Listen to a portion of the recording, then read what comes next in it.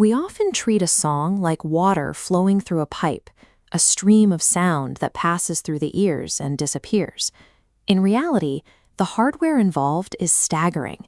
The human brain contains roughly 86 billion neurons, organized into 4 specialized regions called lobes. Each section has a specific job. The frontal lobe handles planning and problem solving, the parietal lobe processes sensory data, and the temporal lobe stores memories. Meanwhile, the cerebellum and brainstem coordinate physical movement and balance. These regions typically work independently on specialized tasks. However, music is one of the few activities that forces nearly every disparate network in the brain to fire at the exact same time. This widespread activation does more than process sound.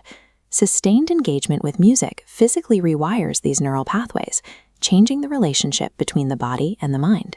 Within a single track, your brain must process sound waves, track the rhythm, and predict the melody, while emotional centers respond to harmonies and textures. It is a massive, real-time computational demand. This two-way relationship means that while the brain shapes music through creative choices, the act of listening and playing continuously alters the brain's physical plumbing.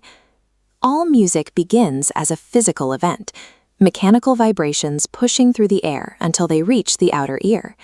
These vibrations travel to the cochlea, a fluid-filled spiral where thousands of hair cells convert mechanical waves into electrical signals. From here, the auditory nerve carries the data directly to the brain.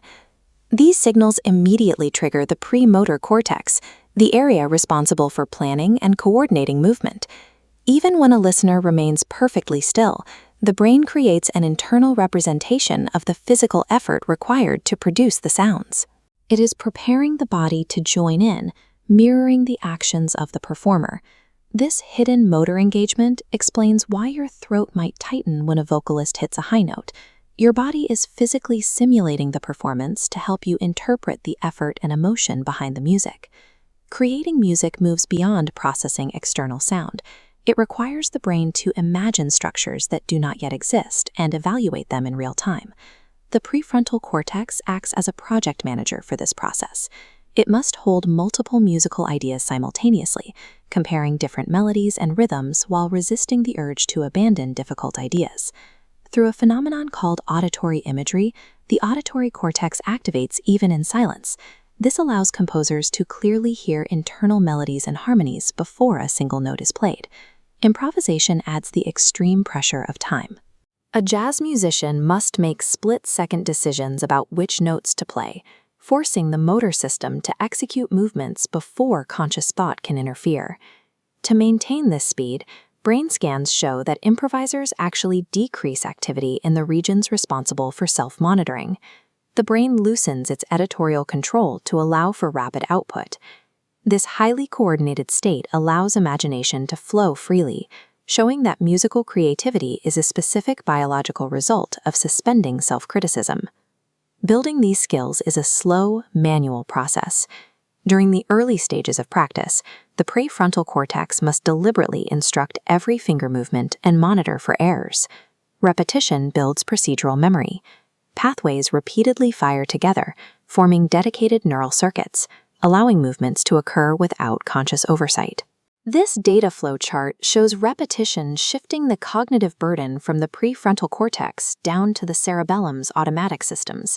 This physically changes the brain's surface. Expert musicians develop enlarged cortical areas dedicated to their fingers, allocating more processing power for fine motor control. The cerebellum also learns to run predictive models. It anticipates the sensory result of a movement, allowing a musician to detect and correct a mistake in milliseconds, far faster than the conscious mind can react. The frustration of repetitive practice is the literal, structural assembly of specialized neural hardware. Live performance tests this hardware under extreme conditions. The presence of an audience triggers a release of cortisol and adrenaline, shifting the brain into a heightened state of arousal. While adrenaline sharpens focus, it can interfere with fine motor control. Hands may tremble, making the precise movements learned in practice harder to execute. Performance requires a shift in how the brain manages movement. Thinking too much about finger placement or technique can actually disrupt the automatic circuits that practice work to build. Success depends on a balance. The performer must trust their automatic motor patterns while keeping the brain's emotional and interpretive centers active to shape the phrasing of the music. Social networks also activate. Mirror neurons and the temporal parietal junction allow the performer to process the audience's presence and adjust the timing or intensity of their play in real time.